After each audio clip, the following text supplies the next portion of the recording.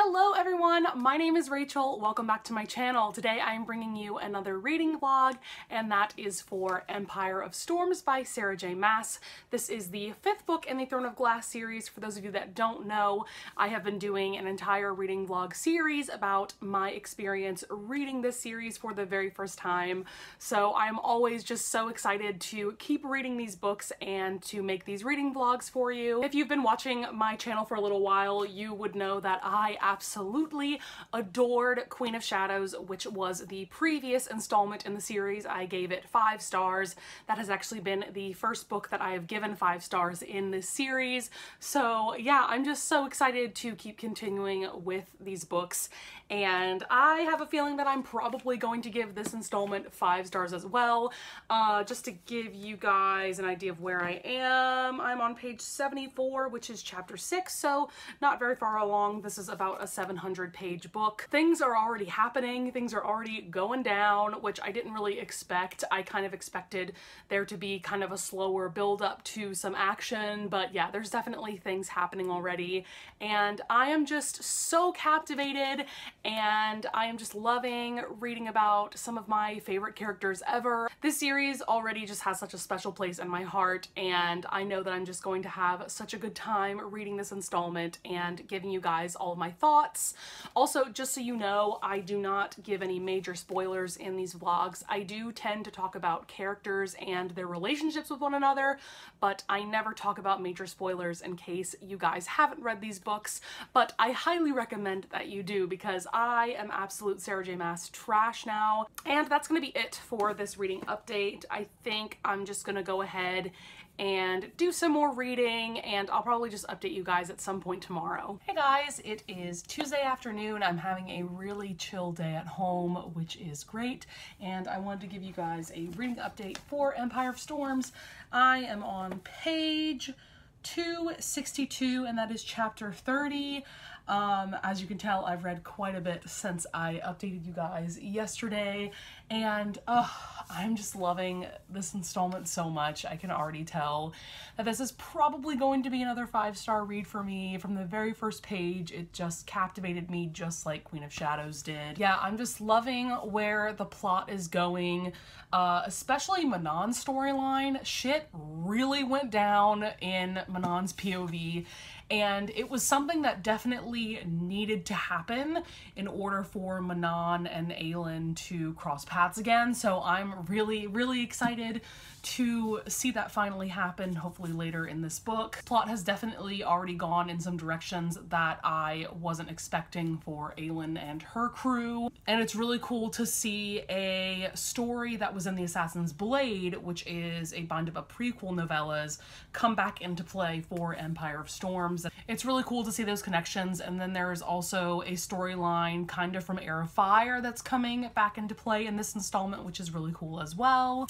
And I can already tell that some new romances are brewing between a few of the characters, which is really exciting, and I'll probably talk about that more later in the vlog once the romances are confirmed to happen. I love Sarah J. Maas's writing style so much. I still don't understand people who hate her.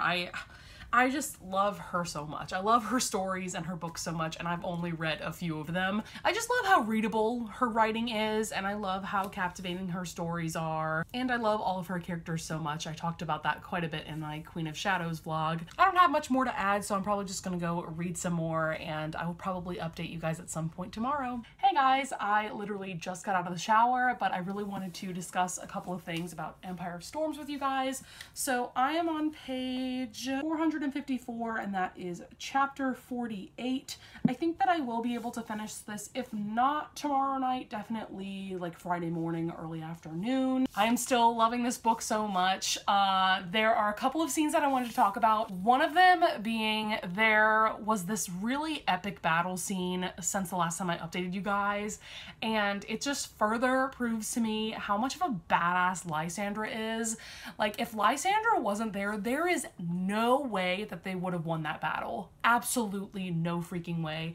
She is just incredible, and I'm just so happy to see what Sarah J Maas did with her character, especially going all the way back from Assassin's Blade to now.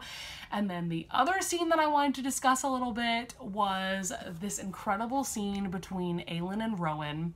And if you've read the book, you know what scene I'm talking about. It was absolutely incredible and exquisite, and everything that I wanted from that scene between the two of them was delivered.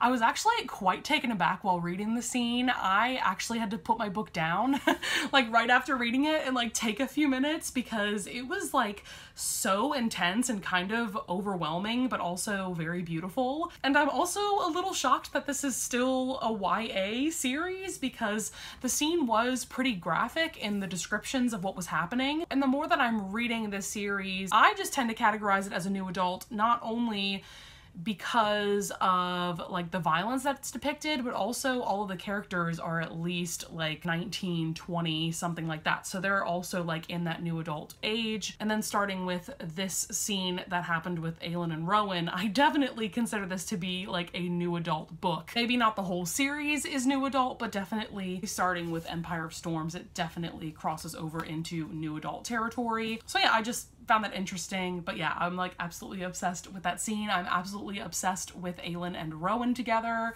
Also, there is definitely a romance brewing between Lysandra and Aedion, and Dorian and Manon, and I'm here for both of those pairings. Although part of me thinks of Manon as like at least being bisexual or being a lesbian. That's just like how I see her character.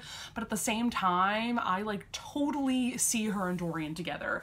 Like as soon as we had a little inkling of that in Queen of Shadows, I like immediately shipped them. So I'm very excited to see where their romance goes from here. So I think I'll be able to read maybe like 100 or so more pages before I go to bed tonight, but I'll definitely keep you guys updated tomorrow. Hey guys, it is Friday afternoon. I actually finished Empire of Storms late last night, so I thought I would give you guys my final thoughts and review. I decided not to update you guys at any point yesterday just because I really didn't have much to add, and I wasn't really able to read all that much until I got home late from opera rehearsal. So there are just a few things that I want to discuss.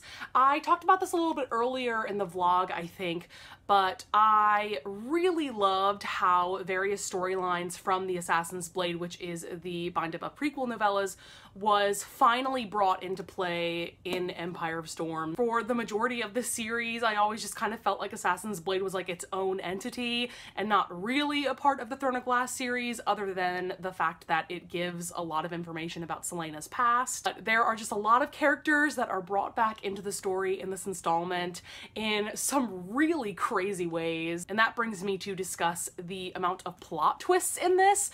I think there were just as many plot twists in this installment as there were in Queen of Shadows, which is part of the reason why I loved that installment so much and this one. There were numerous times while reading this where I would literally like gasp or be like, what? Like audibly like say something or like yell because I was just so taken aback by what was happening. I also talked about this a little bit earlier in the vlog, but I have to say the smut in this book was like grade A, like really, really awesome. So I talked a little bit about the scene with Aelin and Rowan, but there is also a really great scene between Dorian and Manon, which I am so here for. I ship them. I definitely had my reservations about the two of their characters being paired together, but I am obsessed with them now, so just ignore that.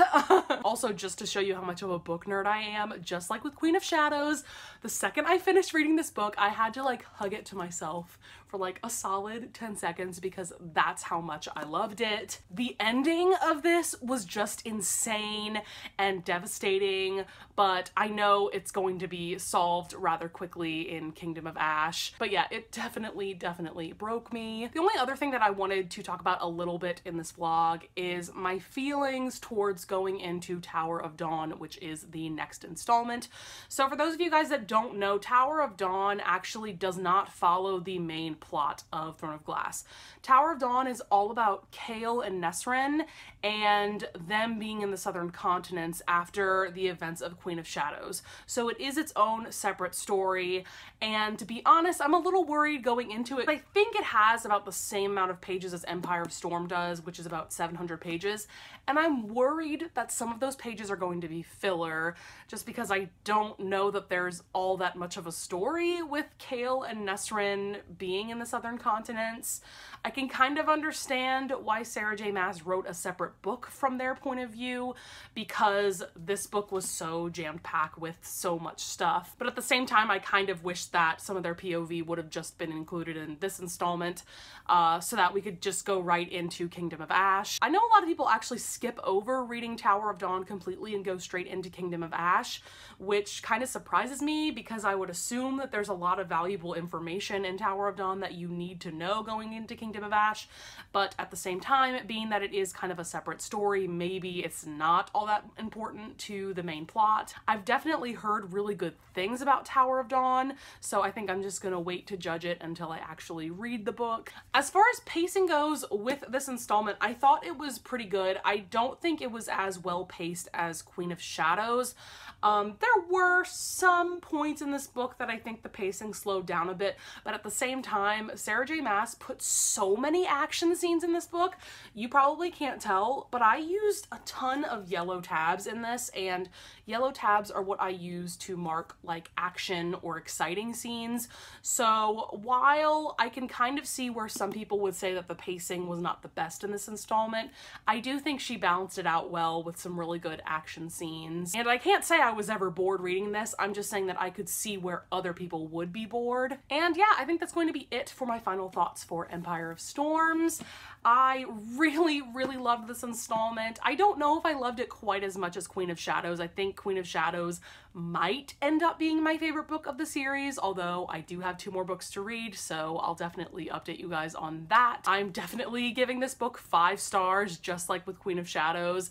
This series is just getting better and better and better, and the stakes are getting higher as well. So yeah, I'm definitely looking forward to finishing this series by November. So with that being said, that is going to be it for this Empire of Storms reading vlog, you guys. I hope you enjoyed, and I hope you would consider subscribing. Don't forget to push that notification bell button below so that you will be notified every time I upload, and I'll see you guys in the next video. Bye!